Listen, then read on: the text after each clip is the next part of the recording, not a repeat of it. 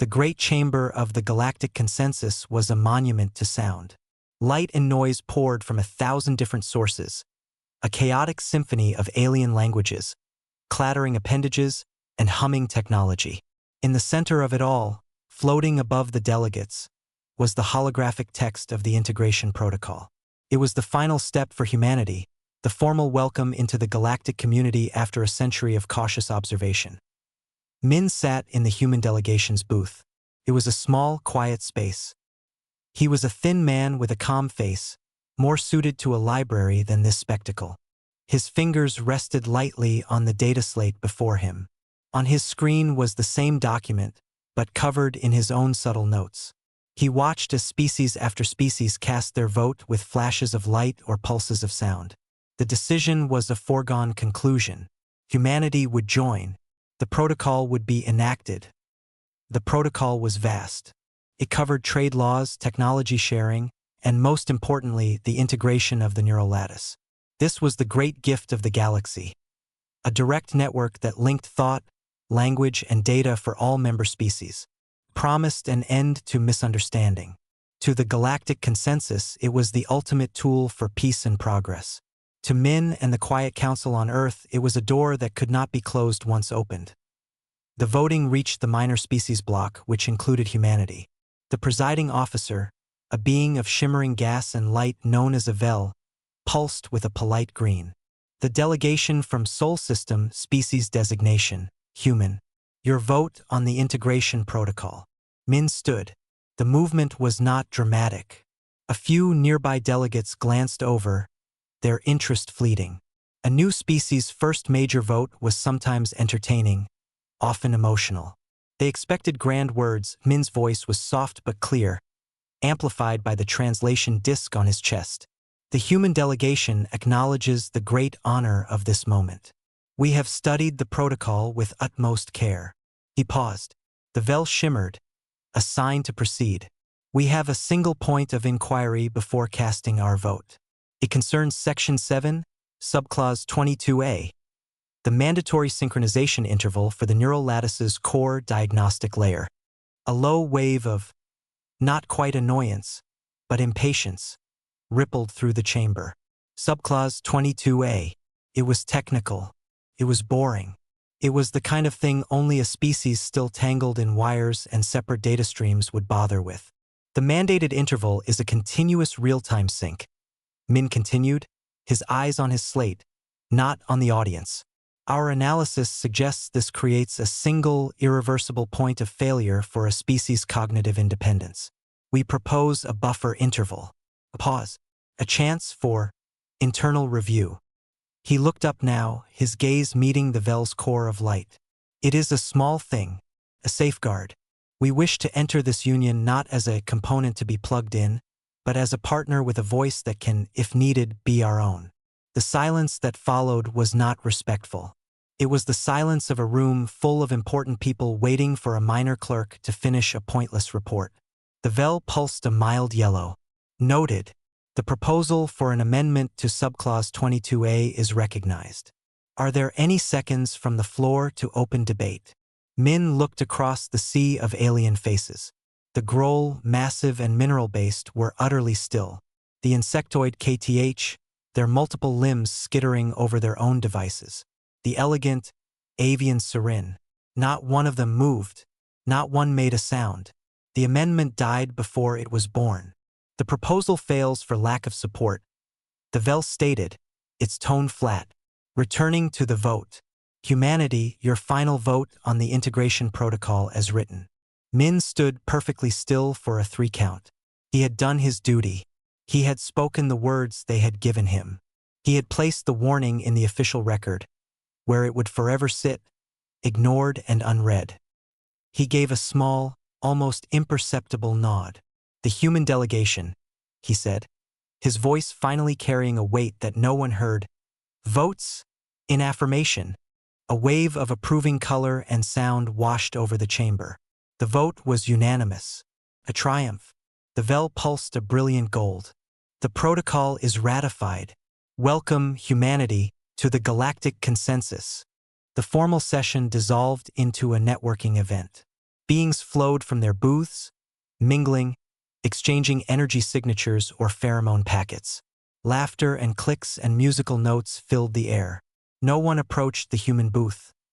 Min slowly sat down. His hands moved methodically. He powered down the main console. He gathered his physical data slates, an odd habit the others found quaint. He placed them in a simple case. On his wrist, a device with an old-fashioned screen lit up. He typed a brief message in Hangul. The script was a complex, beautiful thing none of the galaxy's translation systems bothered to learn. The message was short. It was directed to a code name, not a person. It read, "The vote is cast. Proceed with quiet step." He sent it. A single, tight beam, quantum-encrypted pulse that shot from the chamber's floor toward a tiny, waiting probe, which would relay it toward a waiting receiver in the orbit of a cold, dark world named Pluto. His task complete, Min stood. He took one last look at the celebrating galaxy. They were so bright, so loud, so sure of their unified future. They had heard his voice and dismissed it as noise. They saw humanity's compliance as the end of the conversation. They never considered that the most dangerous words are sometimes spoken just above a whisper, and that the most careful people are often the ones with the most to protect. That he turned and walked toward the exit, a solitary figure swallowed by the glittering, noisy crowd. Behind him, the hologram of the integration protocol shone like a new sun. Its Section 7, Subclause 22 gleaming innocuously, a forgotten key to a door everyone was certain would never be locked. The first standard cycles after the vote were a time of visible change for humanity. Across the galaxy, screens showed smiling human faces. They showed cities on Earth accepting the sleek, silvery nodes of the galactic neural lattice. The images were peaceful. They were perfect. On the surface, humanity was the ideal new member. They were eager learners. They asked thoughtful questions at every tutorial session. Their ambassadors were always polite. The main human liaison to the Galactic Cultural Exchange was a woman named G. She had a calm smile and listened more than she spoke. When she did speak, her words were measured and kind. "We are so grateful for this technology," G would say to the galactic reporters. Her voice was soft but clear. "To understand our new friends without the barrier of language is a beautiful gift." The galaxy watched as humans adopted the lattice. They saw workers in factories using thought commands to operate galactic machinery. They saw students on Earth accessing the galactic data streams, their eyes wide with wonder. Trade flourished. Human ships, now equipped with standard galactic drives, began carrying food, art, and simple manufactured goods to nearby stars. They always paid their fees on time. Their paperwork, while sometimes submitted in unusual formats, was always correct. The Galactic Consensus Administrative Hub. Analyst Clicks of the Serin species reviewed the reports. His feathers ruffled with satisfaction. The human integration was proceeding at 98.7% efficiency, a record for a new species. There was only one minor anomaly report that kept appearing in his scans. He called it up on his screen. It was a technical note from the automated monitoring systems. It stated that human digital network traffic showed a consistent, secondary layer of encryption. The systems could not penetrate it. The note suggested it might be a cultural or historical data archive, or primitive data compression routines. Clicks found the human delegate Min in a quiet data library. Min was studying galactic historical texts about early warp drive development. "Ambassador Min," Clicks began, his musical voice polite. "A small question from the integration office. Our systems detect a persistent shadow in your planetary networks. A data layer we cannot access. Is this a problem with the lattice's integration?" Min looked up from his screen. His expression was one of mild apology. My apologies, analyst. That is not a shadow. It is our older systems." "What is the word?" "Legacy systems. Very old. Very simple. They hold our history, our art, our family records. They are not important. We keep them running for sentiment. They are not connected to the lattice. A separate thing." Clicks tilted his head. "But the protocol suggests full transparency for security purposes." "Of course." Min nodded. You are welcome to send a physical team to inspect the servers. They are in many places, old mountain bunkers, deep under our oceans. The data is open, but the systems themselves are simple stone and wire. They would not interface with your scanners. It would be a long and, I fear, very boring process. Clix considered it. A physical inspection of a primitive planet's archaic data vaults? The thought was tedious. The humans were being so cooperative everywhere else. This was clearly just an emotional attachment to outdated technology. Many species had them. I see, Clix said, his tone dismissive. No matter. As long as it does not interfere with the lattice functions. It does not interfere, Min said softly. They run parallel, never touching. Clix was satisfied. He marked the anomaly as explained, non-threatening cultural artifact. He closed the file. He did not consider why a species would build separate, physical archives for data that could be perfectly preserved in the galactic lattice. He did not think about the resources required to maintain a completely parallel planetary network. To him and to the galaxy, it was just a charming human quirk. Meanwhile, on Earth, in a nondescript building in Seoul, a woman named Lee monitored the ghost net. She was Ji's sister. Her screen showed two sets of data flowing like rivers. One river was bright, fast, and open, the galactic lattice traffic. The other was dark, deep, and hidden, the traffic of the ghost net, the legacy system. A report came in from Mars. It was from an engineer named Tay. It was filed under the public galactic system, in a subsection for Terran atmospheric processing maintenance logs. To any galactic reader, it was a dull list of pressure checks and filter changes. To Lee, the timestamps and numerical codes within it told a different story. They said, quantum dampener prototype test successful. Awaiting next phase. Lee typed a reply. She filed it in the public database under Cultural Archive Poetry Translation Index. Her message, hidden in the metadata, read, understood, proceed. Resources allocated under Project Janus.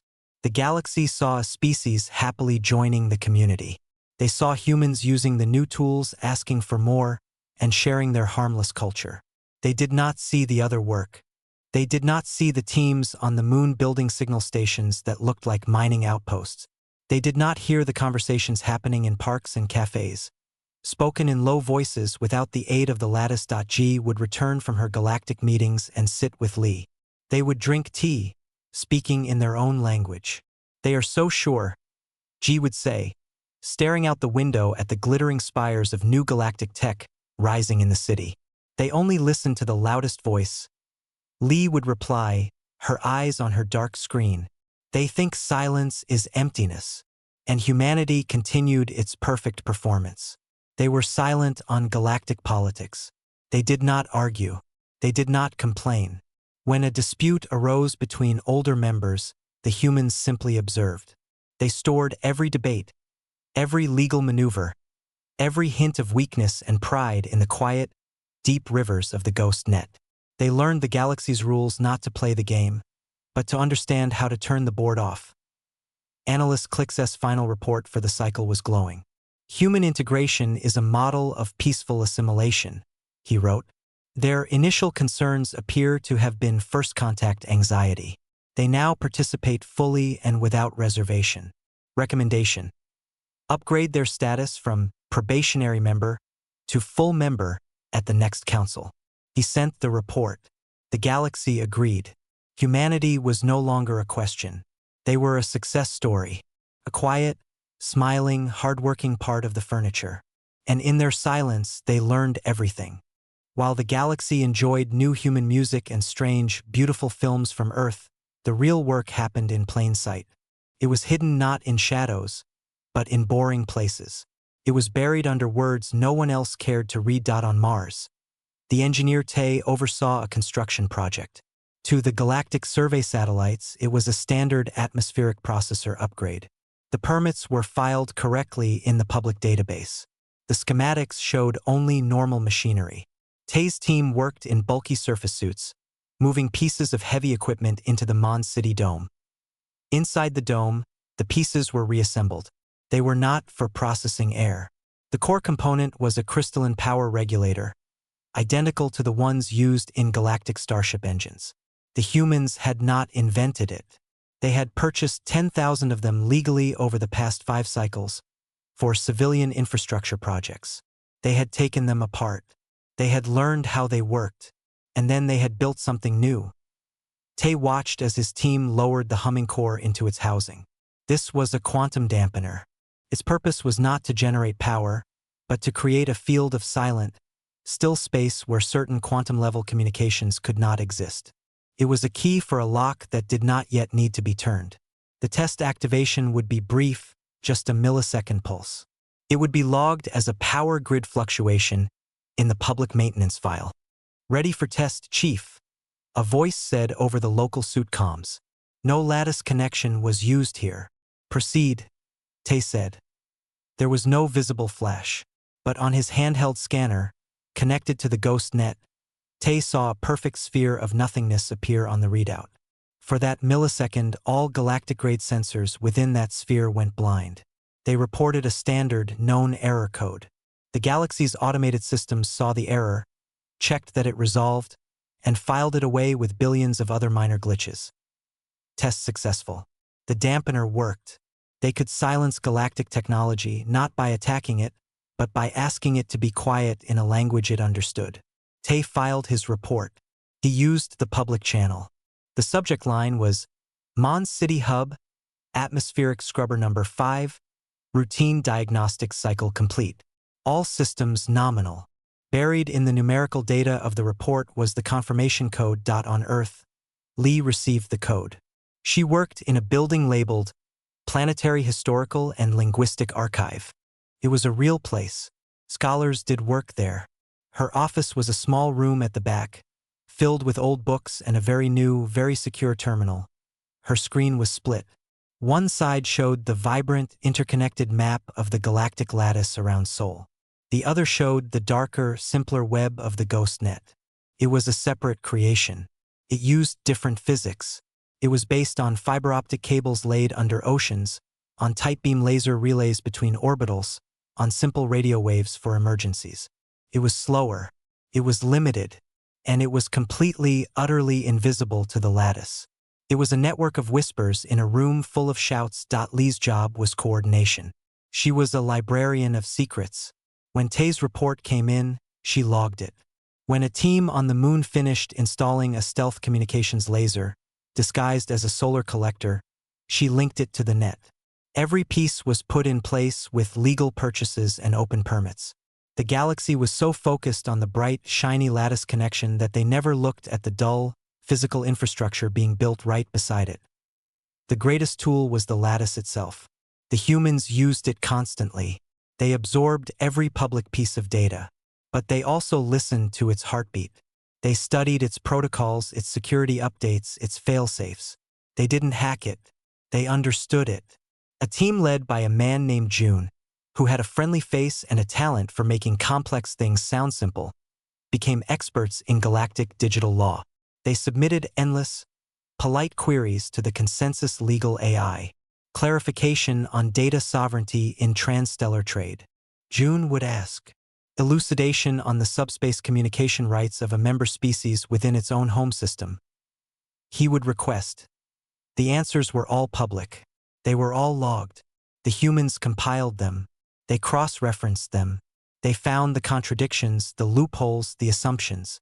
They built a legal model of the galaxy more precise than any other species possessed. They knew what was allowed, what was forbidden, and, most importantly, what had never been considered. All this activity was visible. The purchase orders for parts, the construction permits, the legal queries.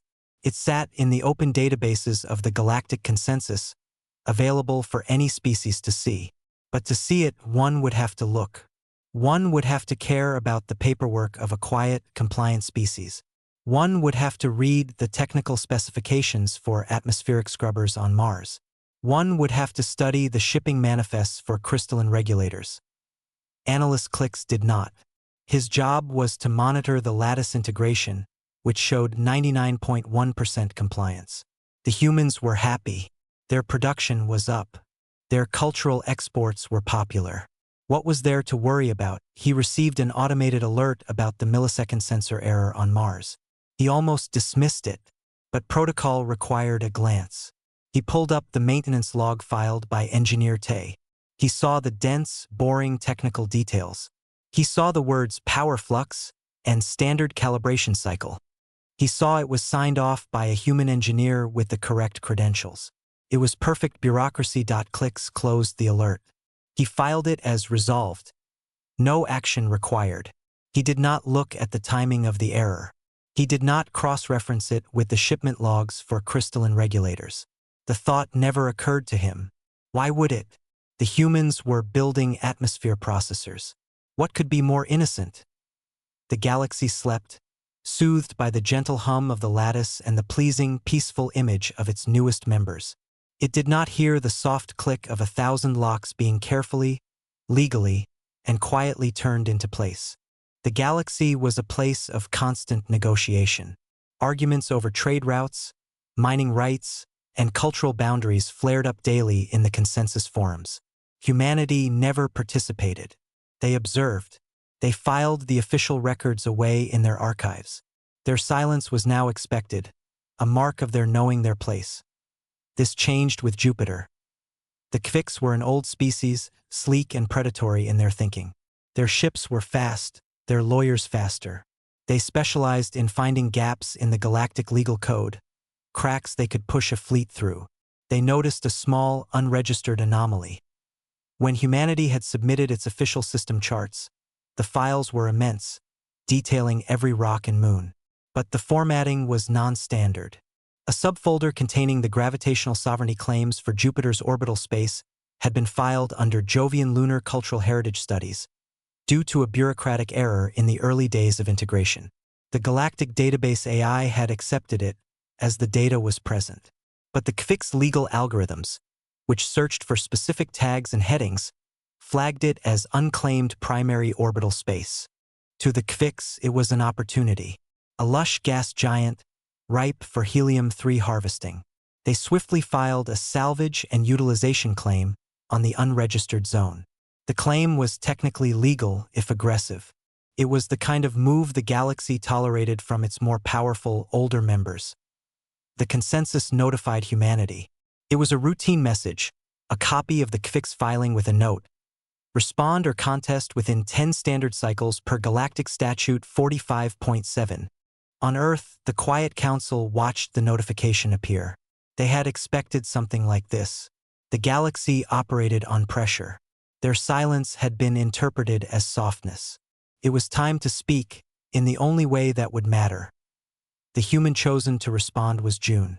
He was their specialist in galactic law, a man with a calm, patient face. He did not send a furious broadcast. He did not petition the full consensus. He sent a single, direct, and formal reply to the Kvix delegation and the Consensus Oversight Office. The human species does not recognize the Kvix claim on the Jovian orbital space. The relevant data was submitted per protocol. The claim is invalid. We deny it. That was all. No explanation. No threat. No offer of negotiation. The Kvix were amused. This was the typical first reaction of a weak species, a denial without power behind it. They sent a follow-up, a public one this time, broadcast across the diplomatic channels. The Kvix claim is filed under consensus law. Humanity's data was misfiled and therefore null. We have begun dispatch of survey vessels to the region to begin assessment. We suggest humanity focus on its own inner planets. The galaxy watched. This was a minor drama, a distraction. Most species felt a slight pity for the humans. The Kvix were bullies, but they were correct on the technicality. The humans should have hired better lawyers. They should be negotiating a royalty deal now, not standing on principle. The Consensus Oversight Officer, a tired Groll named Bar, sent a message to June. Ambassador June, your denial is noted. However, the Kvix claim has procedural standing. To avoid conflict, the consensus suggests mediation. Will you enter mediation? June's reply came back almost instantly. No. Bar blinked his large, stone-like eyes. No? Not "we decline" or "we request more time." Just no. It was insultingly simple. He sent another. Clarification required. Do you propose an alternative solution? The reply was the same. No. The claim is invalid. There is nothing to mediate. Now the galaxy's interest was prickled. Not with concern, but with annoyance. The humans were being difficult. They were being emotional. Their silence had broken, and what came out was stubbornness without sense. The Kviks saw their opening. They announced that their survey fleet, a group of 3 mining scouts with 2 escort vessels, was en route to the Jovian system. It was a show of force, but a small one, a reminder of the natural order. Bar made one final attempt. He requested a direct comlink with June. The connection was established. Bar saw June sitting in a plane room on Earth. "Ambassador," Bar said, his voice a low rumble. "You are forcing a conflict. Your legal position is weak. Stand down. Accept mediation. This is the way of the galaxy." June looked directly into the visual pickup. His expression was not angry. It was calm, final. "You have our answer. We do not recognize the claim. We have nothing more to say. You understand the Kvik's fleet will enter your system in 15 cycles." Bar said, frustration creeping into his tone. "I understand," June said. "And you will do nothing?" Bar asked, incredulous. June offered a small, thin smile. It was not friendly. "We have already done everything we needed to do. Goodbye." The connection terminated. Bar stared at the empty space where June's face had been. The message was clear. The humans were choosing to lose. They were choosing to be victims to make a point. It was foolish. It was tragic. It was boring. The news spread. The younger, more idealistic species felt a pang of sympathy for humanity. The older, pragmatic ones shook their heads. The Kviks celebrated a cheap victory. The fleet continued on its path. On Mars, Tay received a priority signal on the GhostNet.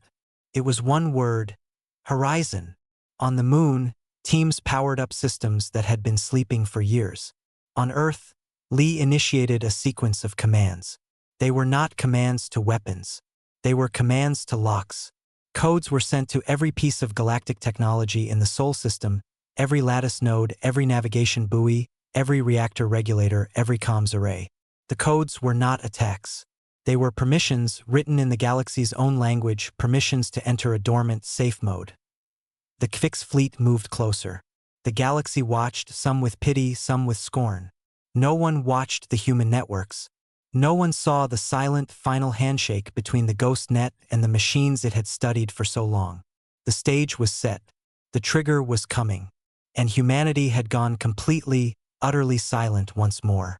The Kvik survey fleet, a cluster of 5 sharp-angled ships, dropped out of warp at the edge of the Sol system.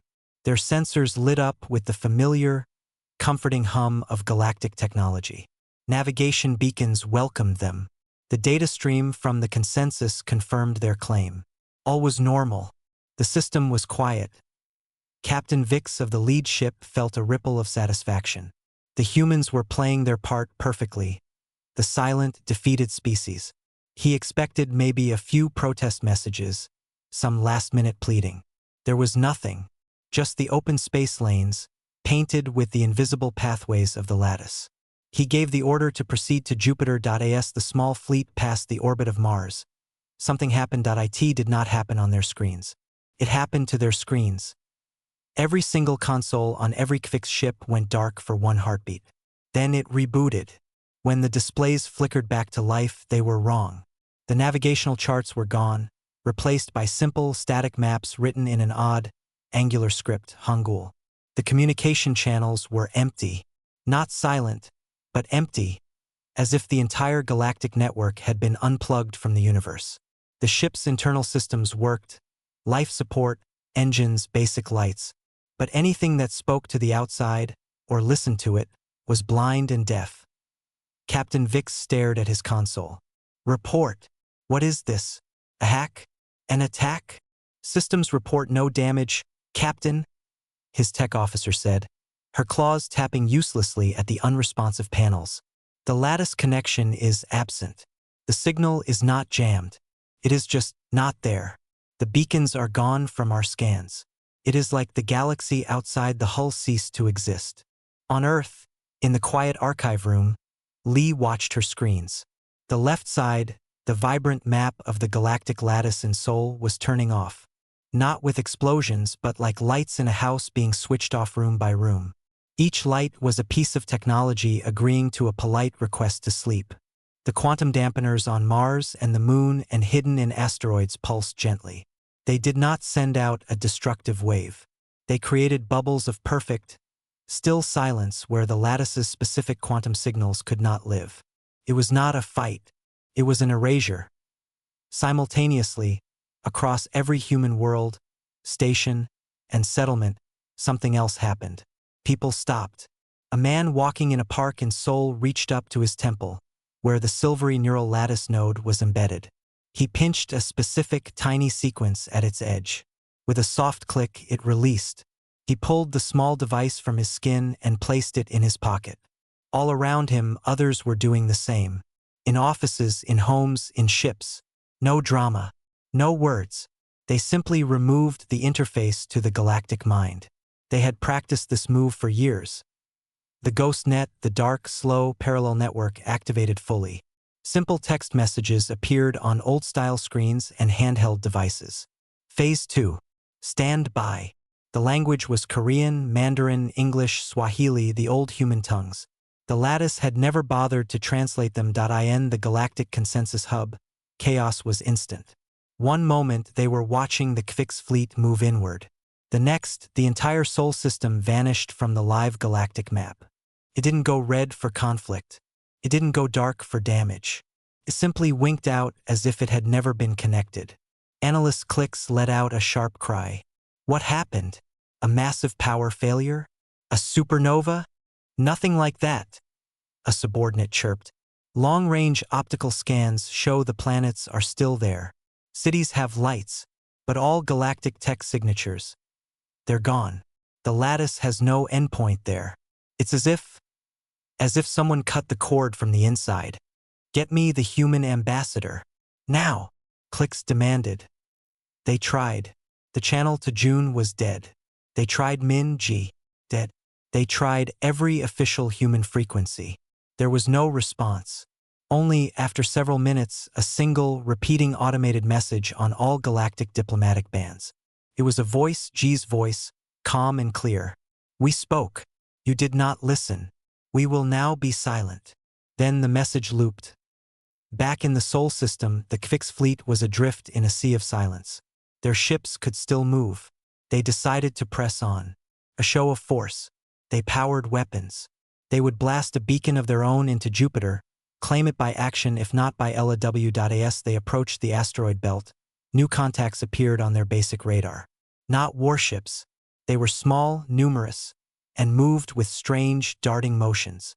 They were human drones, but not of any galactic design. They were built from modified mining and construction rigs. The HFY fired. Their energy bolts lanced out and dissipated against shimmering fields around the drones. The shield technology was not human. It was HFY's. Specifically, it was the personal shield technology used by the HFY's Royal Guard, a state secret. The humans had not stolen it. They had purchased the underlying components legally over years from different species and puzzled together how it worked. The drones did not fire back. They swarmed. They attached to the HFY ships like metal insects. Then they began to transmit. They broadcast a powerful, simple signal directly into the ship's hulls. It was not a virus. It was a command override using backdoor codes in the ship's own maintenance software. Codes the HFY had sold to the galaxy for a fortune. Codes the humans had acquired by legally purchasing the service manuals. One by one, the HFY ships shut down. Their engines stopped. Their weapons powered off. They were dead in the water, floating tombs held in the gentle grip of their own technology. Used against them. Captain Vix slammed his fist on the console. How? This is impossible. They are primitives. His tech officer looked up, her eyes wide with a new kind of fear. Sir, They are not using weapons we don't have. They are using our own rules. They read the manual. They read all the manuals. In the consensus hall, the full horror began to dawn. The Sol system was not gone. It was behind a wall humanity had built from purchase parts and studied laws while everyone was admiring their good behavior. The Kvix fleet had not been destroyed. It had been politely turned off. And the message playing on loop was no longer just words.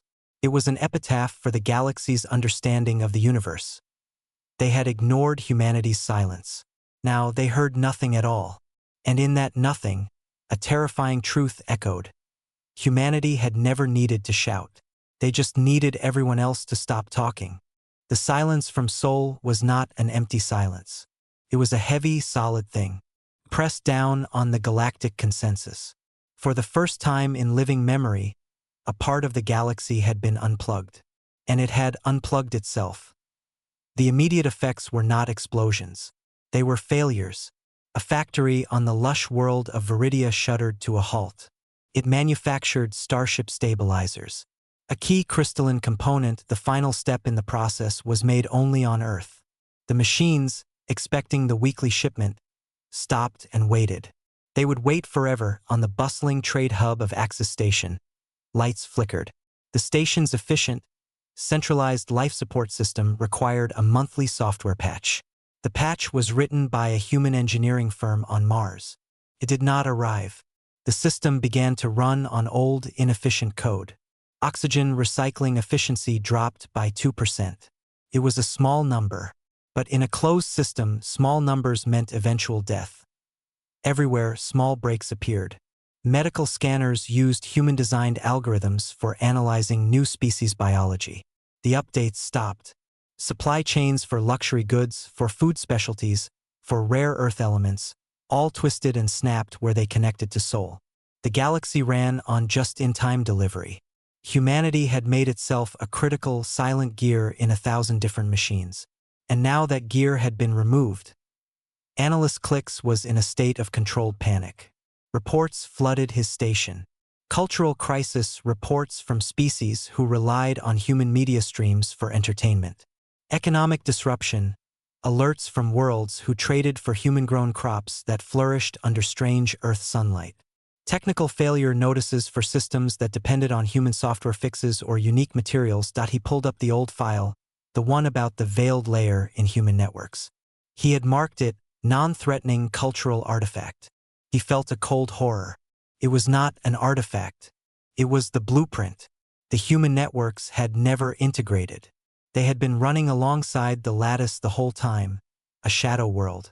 And now the shadow was all that was left in Sol. The consensus called an emergency session. The great chamber, usually a scene of orderly debate, was chaos.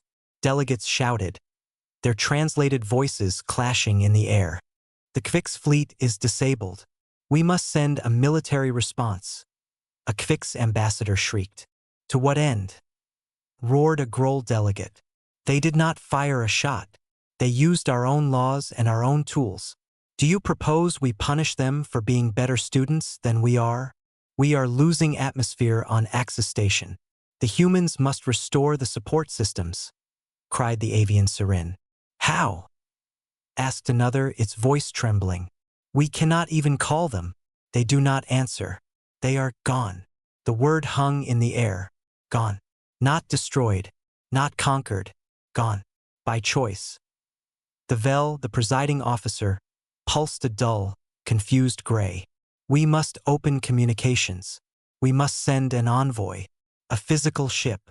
There was agreement, desperate and fast. They would send a single, unarmed diplomatic shuttle. The greatest minds argued over what to offer. Concessions? Promises? Threats? But what could they threaten? The humans had just shown that all galactic technology was a suggestion to them, not a command. What could they promise? The humans already had everything they had ever asked for, which was nothing.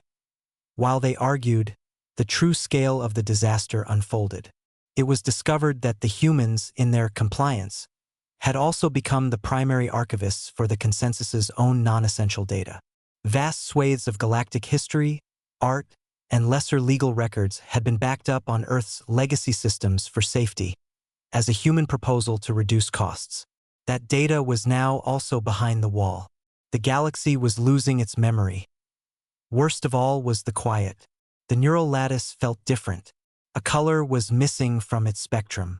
The gentle, curious hum of human thought that had, over the cycles, become a background texture to the galactic mind was absent. Its lack was a psychic wound.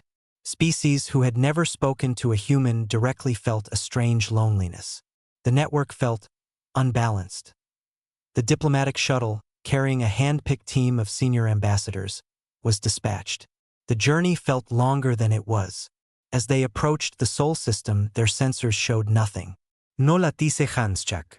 No navigation signals. Just the empty, natural silence of space. They crossed the theoretical boundary where the dampener fields began. Their ship did not power down. It was allowed in. That was the most frightening thing of all. The system was not sealed. It was selective. Their unarmed, diplomatic vessel was permitted to enter the silence. They saw planets. They saw lights on Earth and Mars and the orbital habitats. But the lights were patterns they did not recognize, not the organized grids of galactic design, but the older, more chaotic constellations of human cities from before first contact. They saw ships moving between worlds, but their engine signatures were simple thermal drives. No warp trals. No lattice glow.it was a living museum of a society that had stepped sideways out of the galaxy. They had not gone backward. They had simply reverted to their own separate road. The shuttle was directed, not by a signal, but by simple flashing lights from an orbital platform, to a landing field outside a single plain building. It was the Planetary Historical and Linguistic Archive. The ramp lowered. The galactic delegates stepped out into the thin, cold air of a place that no longer knew them. There were no crowds, no guards, just a few humans in simple coats, waiting. The delegates recognized Min and G. They stood quietly, their faces calm. There was no anger there. No triumph. Only a patient, terrible quiet. The head delegate, the Vel from the council, pulsed a weak, questioning green. Ambassadors. We have come to talk. Ye nodded. She did not smile. We know, she said. Come inside. They led the galaxy's representatives into the archive, into the quiet heart of the silence they had created. The lesson was no longer a warning. It was a condition of reality. The galaxy had lamented its lost trade, its broken systems. Now it had to face the architects of its new, quieter world. The room inside the archive was simple. There was a table, chairs, and a window looking out at a bare, brown mountain. There were no screens, no holograms, no signs of the technology that had built the wall around their star system. Min and G sat on one side. The galactic delegates sat on the other. The air felt very still. The Vel, who was named L, pulsed a soft, uncertain yellow. You have caused great disruption, it began. Its translated voice lacking its usual authority, G looked at the being of light. Yes, she said. It was not an apology. It was a fact. We do not understand, said the Groll delegate, Bar, his stone fingers clacking on the table. You had full membership. You had access to everything. Why would you do this? For a gas giant? For pride? Min leaned forward slightly. It was not about Jupiter. Jupiter was the key that fit the lock. The lock was your assumption that our silence meant we had nothing to say. His voice was quiet, the same voice that had asked about Subclause 22A. You gave us a tool to join your conversation. But the tool came with a rule: we could never leave it, never have a private thought outside it. You called this peace. We called this a cage. El Pelst. It is the foundation of our society. The lattice creates understanding, creates a single way of thinking, G replied. A single way of being. We joined. We learned your way, and we saw its weakness. It only listens to the loudest voice, the simplest demand. Our first and only request, our only no, was ignored. What is the value of a voice if it can only say yes? The Serin delegate, Clicks, his feathers flat with distress, spoke. So you built all of this this parallel world to make a point? The dampeners, the hidden network, the taking apart of our own technology? We built it to have a choice, Min said. You never gave us one. You only gave us a path to follow. So we made another path. We used every tool you gave us. We filed every form. We bought every part legally. We read every law. You saw a quiet student. You did not see us writing our own book next to yours. There was a long silence. The human side was comfortable in it. The galactic side squirmed. What do you want? Bar finally asked, the question rumbling out of him.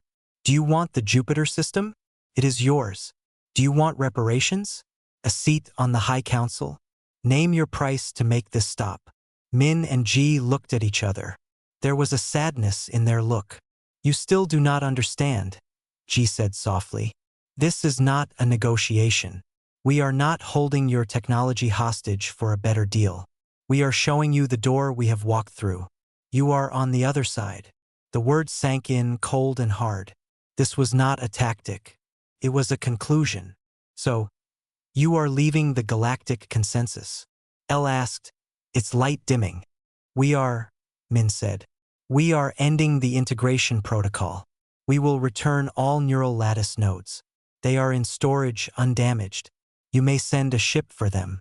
The Kvix ships are disabled but safe. Their crews are alive. You may retrieve them. We do not want your technology in our space anymore. But the trade, the shared projects, Klix stammered. Will end. G finished. We will keep the knowledge we have gained. That was the gift you truly gave us. We thank you for it.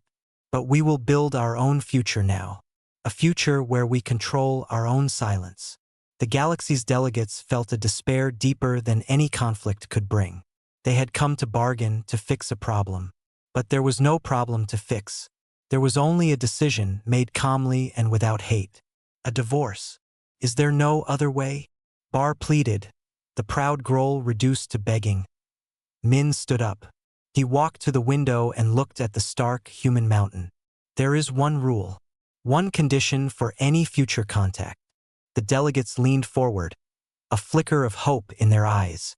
If you wish to speak with humanity again, Min said, turning to face them, you will do it as we first asked. You will not assume your way is the only way. You will send a message and you will wait for a reply. You will not send a network that demands to live in our minds. You will send words, and you will be prepared for the answer to be no. You will listen to our silence and you will learn what it means. He walked back to the table. That is the new protocol. It is not written in your laws. It is written in what just happened. You may go now. The meeting was over. There were no documents to sign. No treaties. Just a simple end. The delegates filed out, their minds reeling. As their shuttle lifted off, they looked back at Earth. It looked the same as it always had from space. A blue and white marble. But they now knew what lived there. Not monsters. Not warriors. A people who valued their own thoughts so much they would unbuild a galaxy to keep them. Back in the archive, Lee entered the room. She placed a simple tablet on the table. It showed the dark, clean lines of the ghost net, humming along, separate and whole. It is done, she said. G looked out the window where the galactic shuttle was a shrinking dot. They are lamenting everything now, she said. But they are not lamenting their actions. They are lamenting the consequences. Min nodded. They wanted harmony. But harmony is not the same as everyone singing the same note. It is different notes making a chord. They forgot the silence between the notes is part of the music, too. On the tablet, a single, simple line of text in Korean scrolled. It was from the team on the moon. It read, "The quiet is ours again." Outside, the wind blew across the mountain, making a soft, lonely sound. It was a sound that did not travel through the vacuum of space. It was a sound only for Earth. For the first time in a long time, humanity could hear it.